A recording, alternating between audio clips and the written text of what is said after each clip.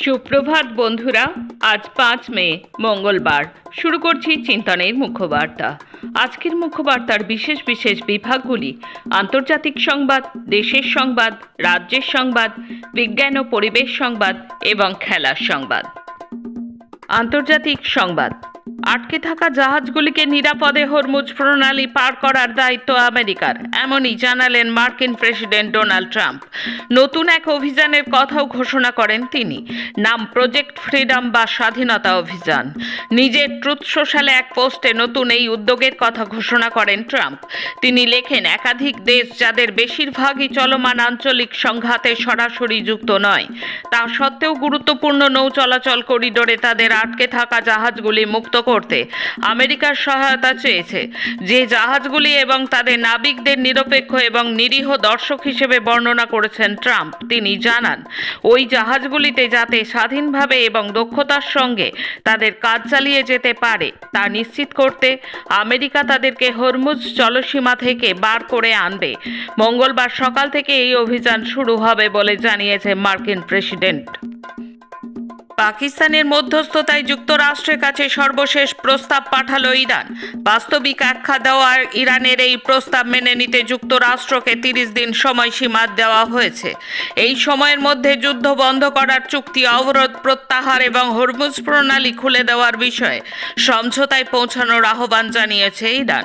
মার্কিন সংবাদ মাধ্যম অ্যাক্সিওসের তথ্য মতে, তেহরানে যে 14 দফার প্রস্তাব দিয়েছে সেই চুক্তির আওতায় থাকবে মূল শর্ত: 1. ইরান এবং লেবাননে যুদ্ধের সমাপ্তি; 2. যুক্তরাষ্ট্রের নৌ অবরোধ প্রত্যাহার; 3. হরমুজ প্রণালী পুনরায় উন্মুক্ত করা। এবং এই 3 মূল শর্ত পূরণ হলে ইরানের পারমাণবিক কর্মসূচি নিয়ে আরও 1 মাস ধরে আলাদা করে আলোচনা শুরু করা হবে।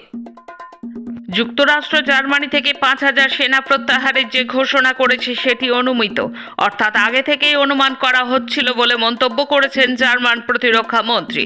অন্যদিকে ন্যাটো বলেছে তারা এই বিষয়ে ওয়াশিংটনের কাছে ব্যাখ্যা চাইবে। এই খবর জানাচ্ছে বিবিসি। জার্মানিতে সেনা কমানোর বিষয়ে এক প্রশ্নের জবাবে শনিবার প্রেসিডেন্ট ট্রাম্প বলেছিলেন, আমরা উল্লেখযোগ্যভাবে সেনার সংখ্যা কমাবো এবং 5000-এর চেয়েও অনেক বেশি কমাতে যাচ্ছি। তবে তিনি এ বিষয়ে আর বিস্তারিত কিছু জানাননি।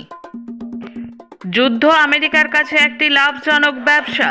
মার্কিন পররাষ্ট্র দপ্তর মধ্যপ্রাচ্যের মিত্রদের কাছে প্রায় $860 কোটি মূল্যের সামরিক সরঞ্জাম এবং সহায়তা পরিষেবা সহ একাধিক বড় ধরনের অস্ত্র বিক্রির অনুমোদন দিয়েছে। পররাষ্ট্র দপ্তরের ওয়েবসাইটে প্রকাশিত বিবৃতি অনুসারে এই চুক্তিগুলোর আওতায় রয়েছে ইসরায়েলের কুয়েত, কাতার এবং সংযুক্ত আরব আমিরাত। কাতার $401 কোটি মূল্যের Patriot air and missile defence সরঞ্জাম এবং পরিষেবা পাবে। অন্যদিকে কুয়েত $250 কোটি ইন্টিগ্রেটেড ব্যাটল কমান্ড সিস্টেম কেনার অনুমোদন পেয়েছে। স্থানীয় সংবাদ মাধ্যম প্রতিবেদন অনুযায়ী, নেপালের প্রেসিডেন্ট রামচন্দ্র পৌডেলে জারি করা একটি বিশেষ অধ্যাদেশের ফলে 1594 জন রাজনৈতিকভাবে নিযুক্ত আধিকারিক অপসারিত হয়েছেন। শনিবার ordinance on special province for the removal of public office bearers 2026 জারি করে এই নির্দেশ দেওয়া হয়। নেপালের সরকার পরিবর্তনের পরে পূর্বতন সরকারের নিয়োগ পর্যালোচনা অপ্রচলিত নয়, তবে এবারের পদক্ষেপের পরিসর অন্যান্য বারের চেয়ে অনেক বেশি ব্যাপক বলে মনে করা হচ্ছে। আসছি দেশের খবরে। 3 রাজ্যে হলো সরকার পরিবর্তন। পশ্চিমবঙ্গে পরাস্ত তৃণমূল, কেরালায় জয়ী ইউডিএফ, আসাম পুডুচেরিতে ফের বিজেপি, তামিলনাড়ুতে হারল ডিএমকে। সংক্ষেপে এটাই হলো 4 রাজ্যের বিধানসভা ভোটের ফলাফল। নির্বাচনী ফলাফল বিশ্লেষণ করলে স্পষ্ট হয়ে যায়, একদিকে দক্ষিণপন্থী সাম্প্রদায়িক শক্তির আগ্রাসন আরও ভয়ঙ্করভাবে যেমন থাবা বসাচ্ছে, অন্যদিকে আঞ্চলিক স্তরে শাসক বিরোধী মনোভাবও নানাভাবে প্রকাশ পেয়েছে। তামিলনাড়ুতে ডিএমকের পরাজয়ে আর এক আঞ্চলিক দল টিডিকের উত্থানই সে কথা প্রমাণ করে। তবে ব্যতিক্রম কেরালা। ওই রাজ্যে 10 বছর পর পালাবদল হলেও এলডিএফ এর জায়গায় ক্ষমতায় এসেছেন সেই ইউডিএফ। সাম্প্রদায়িক বিজেপি সেখানে দাঁত ফোটাতে পারেনি ওই 2 রাজ্যে। আসামে বিজেপি তার ক্ষমতা ধরে রাখলো উগ্র হিন্দুত্বের প্রচার চালিয়ে। তবে তাৎপর্যপূর্ণ ফল অবশ্যই পশ্চিমবঙ্গের ফলাফল। 15 বছরে তৃণমূল কংগ্রেসের শাসনের অবসান ঘটিয়ে কুর্সিতে বসতে চলেছে বিজেপি। তবে জয়ের যতটা টানা কৃতিত্ব বিজেপি, তার থেকেও তৃণমূল কংগ্রেসের অপশাসন এবং দুর্নীতির বিরুদ্ধে জনাদেশ বলে মত বিশেষজ্ঞদের। 5 রাজ্যের বিধানসভা ভোটের ফল প্রকাশের পর সোমবার যথারীতি নয়াদিল্লিতে দলের সদর দপ্তরে এসে বিজয় উল্লাসে মাতলেন প্রধানমন্ত্রী নরেন্দ্র মোদী সহ বিজেপি নেতাকর্মীরা। সঙ্গে ছিলেন অমিত শাহ, দলের সভাপতি নীতিন নবীন সহ অন্যান্যরা। পশ্চিমবঙ্গের জয় নিয়ে স্বাভাবিকভাবেই উচ্ছ্বাস ছিল মোদী সহ অন্যদের। প্রধানমন্ত্রী সাদা পাঞ্জাবি এবং ধাক্কা পাড়ে কোড়া ধুতি পরে বাঙালি সেজে আসেন। দু একটা কথা তার বহু চর্চিত বাংলাতেও বলেন। জয় উল্লাসে মোদী ঘোষণা করেন, দেশে আর কোনো কমিউনিস্ট সরকার থাকলো না, এটা ক্ষমতার নয়, ভাবনার বদল। কেরালায় এলডিএফ এর ধাক্কা, বাংলায় বিজেপির উত্থানে উদ্বিগ্ন সিপিআইএম পলিট ব্যুরো। সাংগঠনিক শক্তি ও নির্বাচনী ফলাফলের ব্যবধান নিয়ে পর্যালোচনা প্রয়োজন, বললেন সাধারণ সম্পাদক বেবি। কেরালায় এলডিএফ এর ধাক্কা এবং বাংলায় বিজেপির উত্থান নিয়ে গভীর উদ্বেগ প্রকাশ করল সিপিআইএম পলিট ব্যুরো। পশ্চিমবঙ্গ সহ 4 রাজ্যে এবং একটি কেন্দ্রশাসিত অঞ্চলে নির্বাচনের ফল প্রকাশের পর তা বিশ্লেষণ করে সোমবার এক বিবৃতিতে সিপিআইএম পলিট ব্যুরো বলেছে, বিধানসভা ভোটের ফলাফলের দুটি প্রধান দিক হলো কেরালায় বাম গণতান্ত্রিক ফ্রন্টে বিরাট ধাক্কা এবং পশ্চিমবঙ্গে বিজেপির জয়। তামিলনাড়ুতেও ডিএমকে নেতৃত্বাধীন জোট ধাক্কা খেয়েছে। সে রাজ্যে বিজয়ের নেতৃত্বে টিডিকে একটি গুরুত্বপূর্ণ শক্তি হিসেবে উঠে এসেছে। বিজেপি আসামে ক্ষমতা ধরে রাখতে পেরেছে এবং এনআর কংগ্রেসের সঙ্গে জোটবদ্ধ হয়ে ফের পুদুচেরিতে জয়ী হয়েছে বিজেপি। সেলুলার জেলে থাকাকালীন 5 বার ক্ষমা প্রার্থনার আবেদন করেছিলেন সাভারকর। আদালতে এই কথা স্বীকার করে নিয়েছেন সাভারকরের নাতি সাত্তকী সাভারকর। রাহুল গান্ধীর বিরুদ্ধে ফৌজদারি মানহানির মামলা দায়ের করেছিলেন সাত্তকী।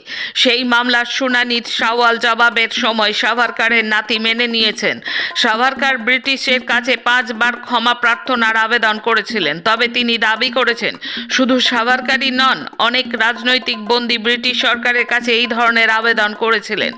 আদতে এর সঙ্গে সাত্তকী যে এটা বলেননি সেটা হলো সাভারকর সেলুলার জেল থেকে মুক্তি পেয়ে যখন রত্নগিরি জেলে ছিলেন সেই সময় তিনি ব্রিটিশের কাছ থেকে নিয়মিত মাসোহারা পেয়েছেন এবং সেটা তিনি গ্রহণও করেছেন, যা অন্যরা করেননি। দেশে মহিলাদের ওপর অ্যাসিড হামলার বাড়বাড়ন্ত রুখতে আরও কঠোর শাস্তির সুপারিশ করল সুপ্রিম কোর্ট। ভাগলপুরে গঙ্গার ওপর ভেঙে পড়ল সেতুর একাংশ, রক্ষণাবেক্ষণের ত্রুটির দিকেই দিক নির্দেশ করছেন বিশেষজ্ঞরা। দল বেঁধে পিটিয়ে চলন্ত ট্রেন থেকে ফেলে দিয়ে খুন করা হলো মাদ্রাসা শিক্ষককে, দুর্ঘটনার তত্ত্ব সাজালো যোগীর পুলিশ। এখন রাজ্যের খবর। ডোমকলে জয়ী সিপিআইএম প্রার্থী মোস্তাফিজুর রহমান রানা তৃণমূল প্রার্থী হুমায়ুন কবিরকে পরাজিত করেছেন তিনি। এদিন গণনার প্রথম থেকে এগিয়ে ছিলেন তিনি। তৃণমূলের সন্ত্রাসকে উপেক্ষা করে 23 এপ্রিল ভোট দেন ডোমকলের সাধারণ মানুষ। এদিন দিল্লিতে সাংবাদিক সম্মেলনে সিপিআইএম সাধারণ সম্পাদক এম এ বেবি বলেন, বাংলায় তৃণমূলের দুর্নীতির বিরুদ্ধে মানুষের ক্ষোভ ছিল। তাছাড়া সাম্প্রদায়িক মেরুকরণ, 2 দলের বিপুল টাকা খরচ এবং এশআইআর, এই মেরুকরণের মধ্যে বামপন্থীরা রাজ্যে তাদের ভোট ধরে রেখেছে।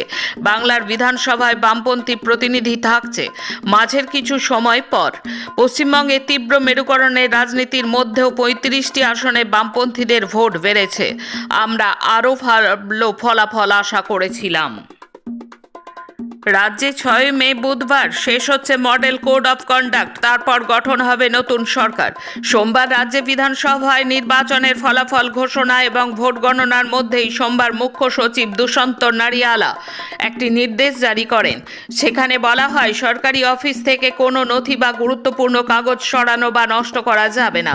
সমস্ত সরকারি বিভাগকে ফাইল ও নথিপত্রের সুরক্ষা নিশ্চিত করার নির্দেশ দিয়েছেন।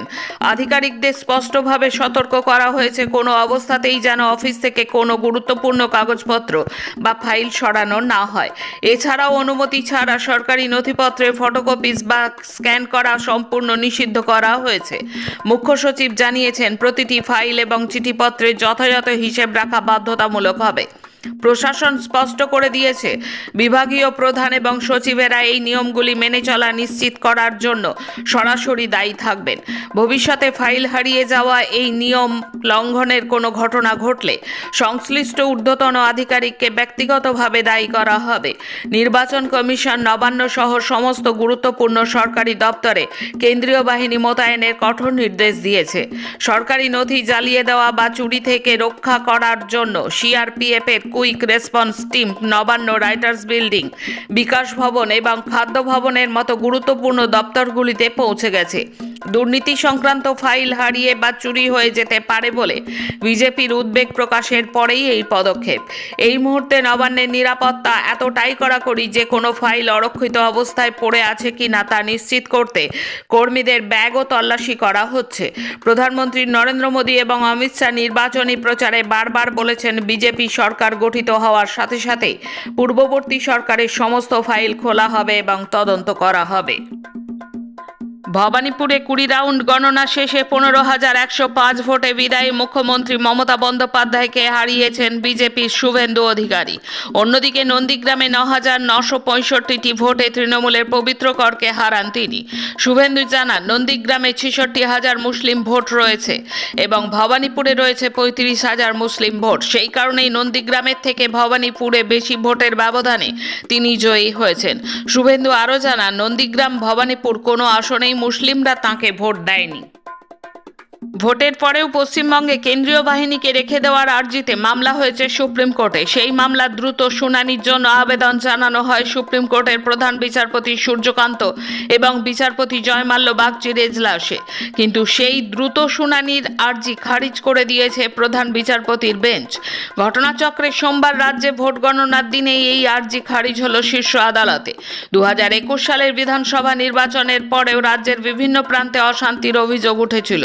অতীতে সেই অশান্তির অভিযোগের কথা উল্লেখ করেই মামলা হয়েছে সুপ্রিম কোর্টে।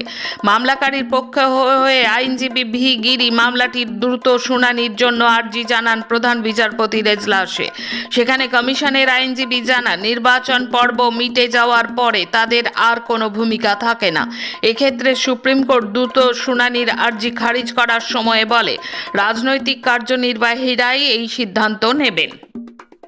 বিজ্ঞান ও পরিবেশ সংবাদ। সার্বিয়ার উত্তর পূর্বাঞ্চলে অবস্থিত 5 একরের নাইটেঙ্গেলস ফরেস্ট নামে একটি বনাঞ্চলকে ধ্বংসের হাত থেকে বাঁচাতে কিনে নিল এক পক্ষীপ্রেমী সংস্থা। তারা গত বছর জনতহবিলের মাধ্যমে 8,000 ইউরো সংগ্রহ করে এই জমিটি রক্ষা করেছে।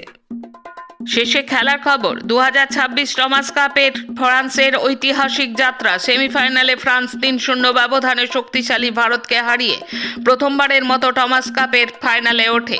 এই ম্যাচে ক্রিস্টো পভ, আলেক্স ল্যানিয়ার এবং তোমা জুনিয়র পভ সরাসরি গেমে ভারতের সেরা খেলোয়াড়দের পরাজিত করেন। ফাইনালে শক্তিশালী চীনের কাছে 3-1 ব্যবধানে হেরে ফ্রান্স রানার্স আপ হিসেবে রৌপ্য পদক জয় করে।